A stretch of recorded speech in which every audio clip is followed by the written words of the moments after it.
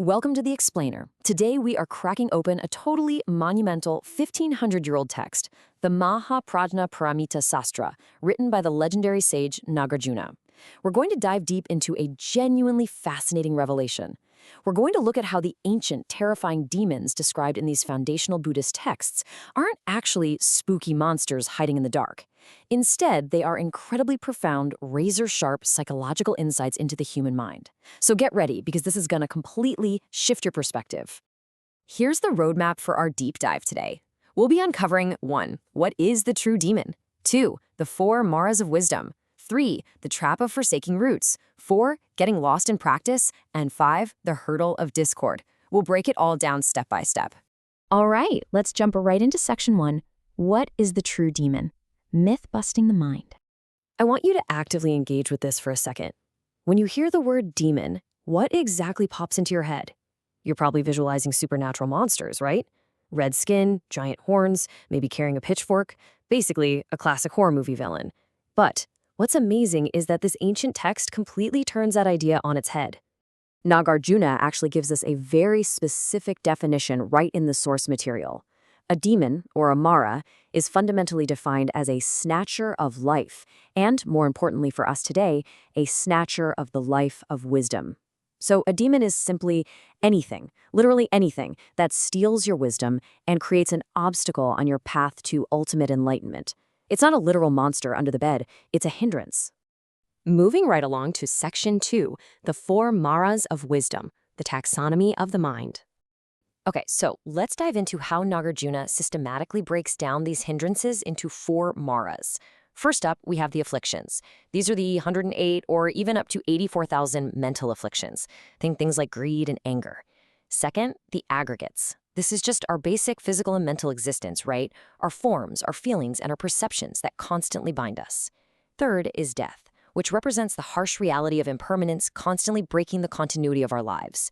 And fourth is the celestial or worldly Mara, which is our deep-seated attachment to worldly pleasures and our subtle, almost hidden resistance to ultimate peace. Notice how absolutely none of these are spooky entities. They are existential and mental realities. And bringing all those categories together illustrates this profound synthesis. The absolute greatest hindrances to our wisdom are an inside job. True demons are our own internal chaos. There are psychological attachments and our mental blind spots. It's a completely psychological reality. Which brings us to section 3, the trap of forsaking roots, the trap of good enough. The text uses a pretty brilliant analogy here. Imagine someone who deeply, desperately desires to see the vast, majestic ocean. But on their journey, they stumble across a tiny puddle of muddy water that's collected inside a cow's footprint. They look at this little puddle and say, well, is the ocean really any different than this? And they literally just stop their journey right there. The text argues that abandoning the ultimate wisdom, the Prajna Paramita, for lesser, incomplete teachings is exactly like settling for a cow's footprint when you could have had the entire ocean. And then it builds on that idea with another incredibly powerful comparison. Imagine someone who wants to see a magnificent elephant. They track it down, they finally see the animal right in front of them, but instead of looking at the elephant itself, they turn around and start obsessively examining its footprints in the dirt. I mean, it's totally absurd, right? But it perfectly highlights the sheer absurdity of abandoning the main, ultimate path just to focus on mere traces of it. The text just relentlessly drives this home with a rapid-fire series of striking analogies. It's like being offered a magnificent 100-flavor feast, but tossing it in the trash so you can eat some 60-day-old rough rice. It's like finding a priceless Manu jewel, but deciding to trade it for a totally common piece of crystal. Or setting out to find a majestic wheel-turning sage king, but settling for some petty minor king along the way. The lesson here is loud and clear. Becoming complacent and abandoning the ultimate pursuit of wisdom for something lesser, even if that lesser thing is technically good, is a major psychological trap. That complacency, that is a Mara. Let's look at another angle in section 4, getting lost in practice, studying as an obstacle. Now, you'd probably think that reading or writing sacred texts is a purely good thing, right? Like, how could that be bad? But the text points out some highly specific mental traps. If you're copying or reciting the sutra, but your mind is arrogant or scattered, or maybe you're mocking others, the practice is completely ruined. If you're only doing it to seek fame, get nice clothes, or chase basic clout, it becomes a hindrance. Even being distracted by completely mundane thoughts, like missing your homeland, worrying about your parents, or dwelling on your enemies, that turns the holy practice into a demonic obstacle. The physical action literally means nothing if the mind driving it is impure. And there's actually a predictable, step-by-step process of how practitioners fall into this and end up quitting. First, they approach this profound wisdom expecting an immediate flavor, immediate gratification. But because this ultimate wisdom is inherently empty and wordless, they don't taste that immediate flavor right away. Second, they start feeling unacknowledged. They wonder why they aren't being praised or getting immediate prophecies of their own enlightenment. And finally, lacking patience and previous merit, they just throw their hands up and abandon the practice entirely. So, the absolutely crucial point the text is making is this. If a good man or woman seeking the Bodhisattva path uses written words and thinks, I am writing the Prajna Paramita, that is also a demonic hindrance. Because true wisdom is wordless. Becoming attached to the physical letters on a page or building up a huge ego around the fact that you are practicing is the ultimate trap. It is literally missing the forest for the trees.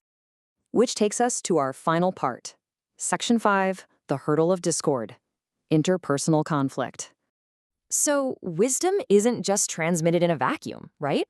It requires a real harmonious connection between a teacher and a student. But what happens when their desires clash? The text details the serious friction that arises when a teacher and student are out of sync. Maybe the teacher wants to travel to another region, but the student really wants to stay put. Maybe one of them values extreme asceticism, while the other prefers just a little bit of comfort. This mismatched expectation doesn't just cause awkwardness, it literally ruins the transmission of wisdom. To really drive this home, the text points to the 12 duttas, which are these incredibly extreme ascetic practices. We're talking things like living in total isolation, surviving strictly by begging for food, wearing discarded rags, eating just once a day, living outside under trees, or, and this is wild, even sleeping in graveyards to constantly meditate on impermanence. Now imagine a scenario where the teacher is totally committed to this hardcore, intense lifestyle, but the student just isn't, or vice versa. The text explains that this practical, day-to-day friction, this lack of harmony, is itself a demonic hindrance.